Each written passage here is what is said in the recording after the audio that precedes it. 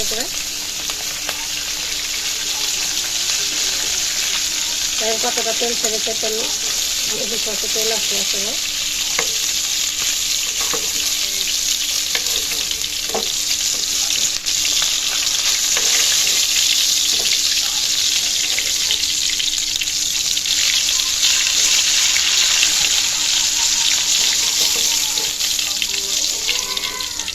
মাছটা দেখাও।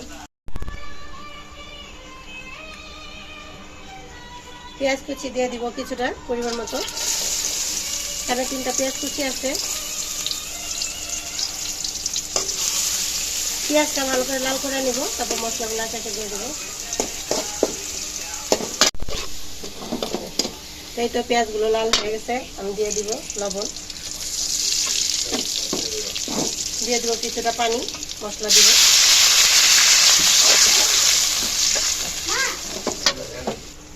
তো দিয়ে দিব 2 চামচ হলুদের গুঁড়া,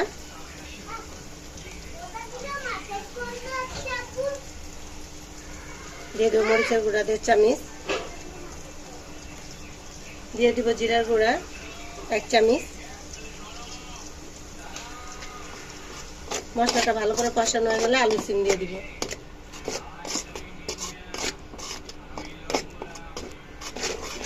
দিয়ে দিব মাছ ভাজা তেলগুলো,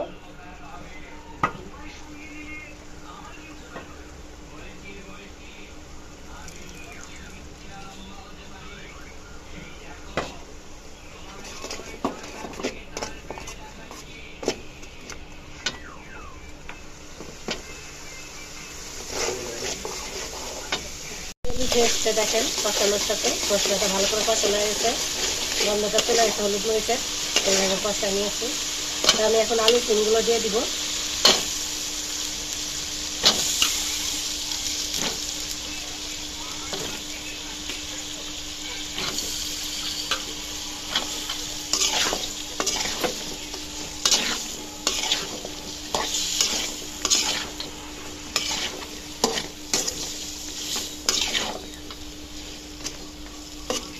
আমি কষানোর জন্য 5 মিনিটের জন্য ঢেকে দিব। আমার আলু সিমগুলো সিদ্ধ হয়ে এসেছে, আমি এখন মাছগুলো দিয়ে দিব।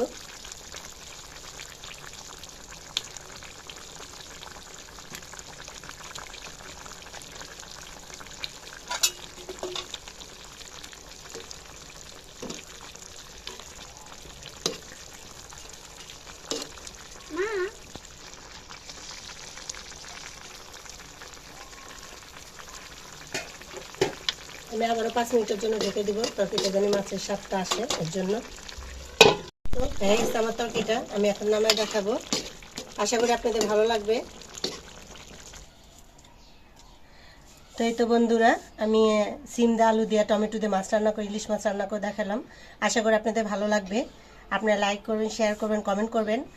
আর ধন্যবাদ আপনাদের সবাইকে যারা আমার ভিডিওগুলো দেখার জন্য, অসংখ্য ধন্যবাদ। তো আল্লাহ হাফেজ।